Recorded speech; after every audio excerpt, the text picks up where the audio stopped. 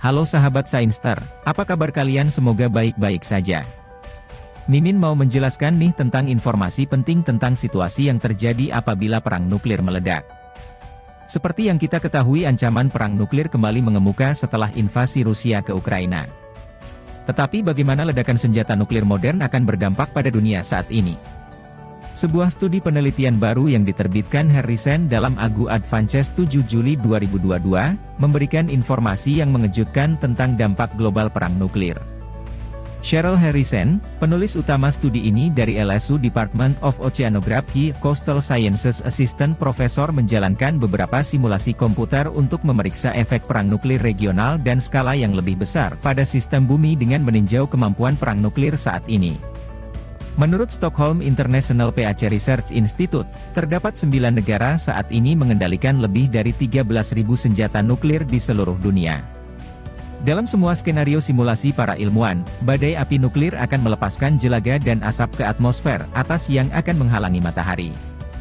Pada bulan pertama setelah ledakan nuklir, suhu global rata-rata akan turun sekitar 13 derajat Fahrenheit, 7 derajat Celcius, penurunan suhu yang lebih besar daripada di zaman es terakhir. Harrison mengatakan, tidak masalah siapa yang membom siapa. Itu bisa India dan Pakistan atau NATO dan Rusia.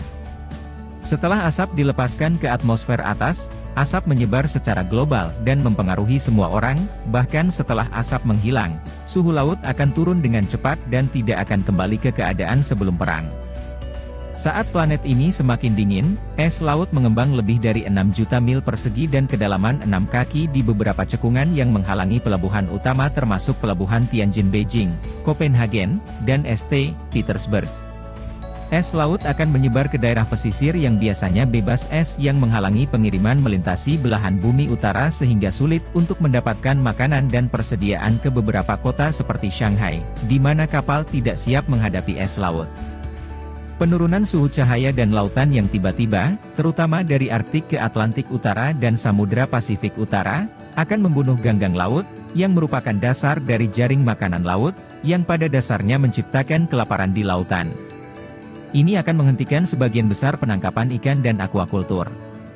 Para peneliti mensimulasikan apa yang akan terjadi pada sistem bumi jika AS dan Rusia menggunakan 4.400 senjata nuklir 100 kiloton untuk mengebom kota-kota dan kawasan industri, yang mengakibatkan kebakaran mengeluarkan 150 teragram, atau lebih dari 330 miliar pon, asap dan karbon hitam penyerap sinar matahari, ke atmosfer. Mereka juga mensimulasikan apa yang akan terjadi jika India dan Pakistan meledakkan sekitar 500 senjata nuklir 100 kiloton yang menghasilkan 5 hingga 47 teragram, atau 11 miliar hingga 103 miliar pound, asap dan jelaga, ke atmosfer. Sungguh mengerikan dampaknya bagi bumi kita. Mimin berharap semoga perang nuklir ini tidak terjadi. Amin.